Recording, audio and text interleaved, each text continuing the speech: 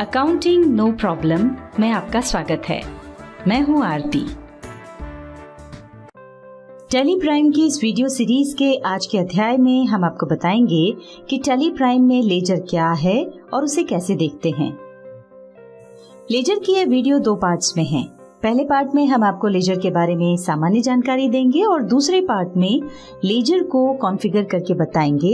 साथ ही बताएंगे लेजर में रहते हुए ट्रांजैक्शन से संबंधित क्या काम किए जा सकते हैं।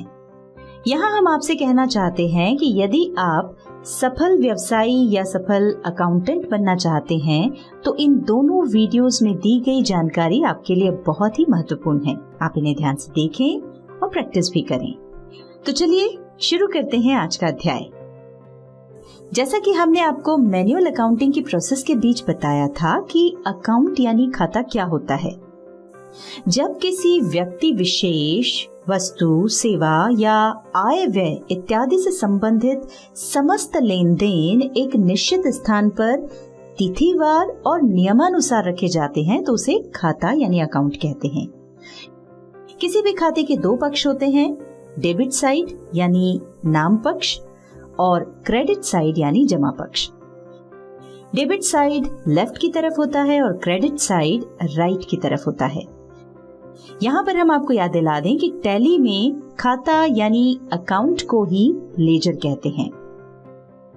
अभी तक हम टैली में कंपनी बनाना, लेजर्स बनाना, स्टॉक ग्रुप्स बनाना, स्टॉक आइटम्स बनाना, वाउचर्स में ट्रांजैक्शंस रिकॉर्ड करना और अन्य कई महत्वपूर्ण बातों के बारे में आपको जानकारी दे चुके हैं। इन सब के दौरान ही हमने आपको बताया था कि टैली में हमें सिर्फ लेजर बनाकर वाउचर्स की सहायता से ट्रांजैक्शंस रिकॉर्ड करना होते हैं। इसके बाद मैनुअल अकाउंटिंग के बाकी सभी काम जैसे ledger posting, trial balance, trading and profit and loss account और बैलेंस शीट टैली हमें खुद ही बनाकर दे देता है। यानी ये सभी काम टैली में ऑटोमेटिकली रिफ्लेक्ट हो जाते हैं।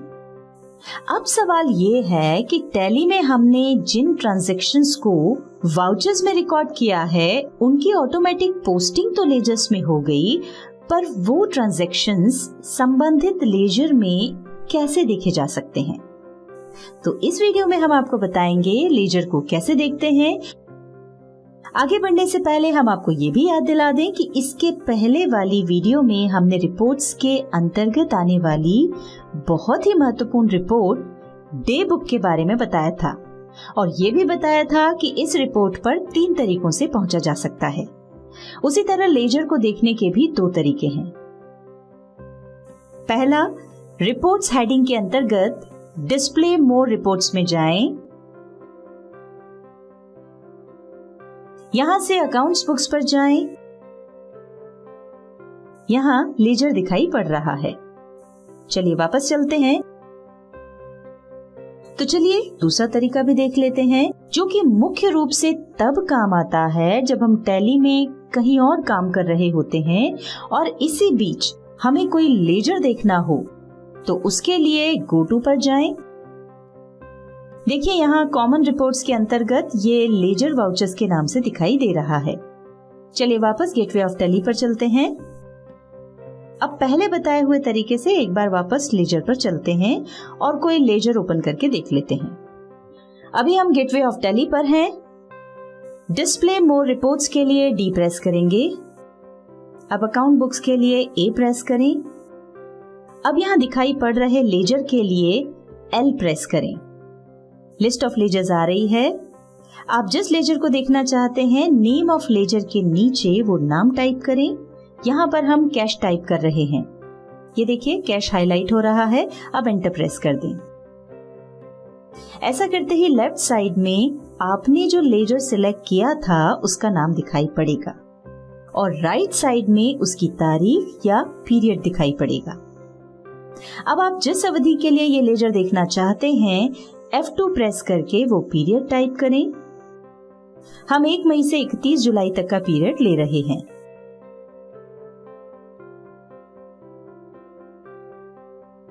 यहाँ एक बात ध्यान रखें, लेजर में पीरियड चेंज करने के लिए आप F2 या ऑल्टर के साथ F2 दोनों शॉर्टकट्स में से किसी का भी उपयोग कर सकते हैं।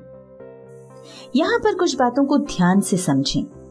नीचे की ओर आप जो ओपनिंग बैलेंस देख रहे हैं वो हमने जो पीरियड सिलेक्ट किया है उसकी शुरुआत का है। जैसे यहाँ ये 1 मई का है। करंट टोटल में आप जो भी अमाउंट देख रहे हैं वो इस लेजर में सिलेक्टेड पीरियड में जो भी अमाउंट डेबिट और क्रेडिट हुए हैं उनका टोटल है। और क्लोजिंग बैलेंस में आप जो अमाउंट देख रहे हैं वो आपने जो पीरियड सिलेक्ट किया है उसके आखिर का होता है। जैसे यहाँ पर ये 31 जुलाई का है। यहाँ पर एक खास बात ध्यान रखें, रिपोर्ट देखने के पहले हमेशा ऊपर पीरियड जरूर चेक कर लें कि हमने जो पीरियड लिया है रिपोर्ट उसी पीरियड की है या नहीं, क्योंकि कई बार हमसे पीरियड चेंज करने में गलती हो जाती है। यहाँ पर हम आपको पीरियड बदलने के कुछ शॉर्टकट बता रहे हैं, पर उसके पहले 2 बातें समझना जरूरी हैं। पहली, हम शॉर्टकट की सहायता से जो भी तारीख लेंगे वो करंट फाइनेंशियल ईयर के लिए होगी। जैसे अभी हम 2020-21 यानी 1 अप्रैल 2020 से 31 मार्च 2021 के बीच काम कर रहे हैं, तो यहाँ जो भी तारीख आएगी वो इसी अवधि के बीच की होगी। दूसरी बात, चूंकि हम टैली के एजुकेशनल वर्जन पर काम कर रहे हैं इसलिए हम यहाँ पर सीमित तारीखों का ही उपयोग कर सकते हैं और वो हैं 1, 2 और 31। मान लीजिए हम 2 अप्रैल 2020 से 1 अक्टूबर 2020 तक का लेजर देखना चाहते हैं। F2 प्रेस करके फ्रॉम में 2 अप्रैल के लिए 2A टाइप करके एंटर प्रेस करेंगे और 2 में 1 अक्टूबर के लिए 1O टाइप करके एंटर प्रेस करेंगे। देखिए ऐसा करते ही 2 अप्रैल 2020 से 1 अक्टूबर 2020 की रिपोर्ट आ गई है। अब मान लीजिए हम अप्रैल से लेकर मार्च तक सभी माह की रिपोर्ट्स देखना चाहते हैं, तो उसके लिए बगैर तारीख के सिर्फ माह टाइप करना होगा। जैसे हम फ्रॉम में अप्रैल के लिए A और 2 में मार्च के लिए M टाइप कर रहे हैं। देखिए ऐसा करते ही अप्रैल से मार्च तक यानी पूरे फाइनेंशियल ईयर की रिपोर्ट आ गई है। इसमें एक कंफ्यूजन हो सकता है कि यदि हम ऐसे महीनों की रिपोर्ट्स देखना चाहते हैं जिनका शुरुआती अक्षर एक जैसा है, जैसे जनवरी, जून और जुलाई, ये सभी J से शुरू होते हैं, तो इनके लिए क्या टाइप करेंगे? तो हम आपको बता देते हैं कि जनवरी के लिए J, जून के लिए JUN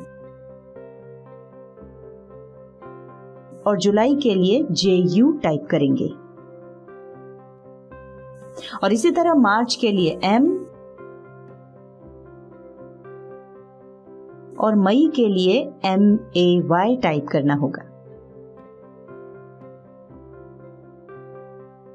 यदि आपकी कंपनी पिछले कई वर्षों से बनी हुई है और आप किसी पिछले फाइनेंशियल ईयर का लेजर देखना चाहते हैं तो आपको तारीख के साथ फाइनेंशियल ईयर भी टाइप करना होगा। जैसे कि हम फाइनेंशियल ईयर 2017-18 का लेजर देखना चाहते हैं, तो F2 प्रेस करके 1 अप्रैल 2017 से 31 मार्च 2018 टाइप कर रहे हैं। ये देखिए हमारे टाइप किए गए पीरियड की रिपोर्ट आ चुकी है। अब चूंकि इस अवधि में हमारी कंपनी थी ही नहीं, इसलिए यहाँ रिपोर्ट में कुछ नहीं आ रहा है। हम फिर से पीरियड चेंज कर लेते हैं।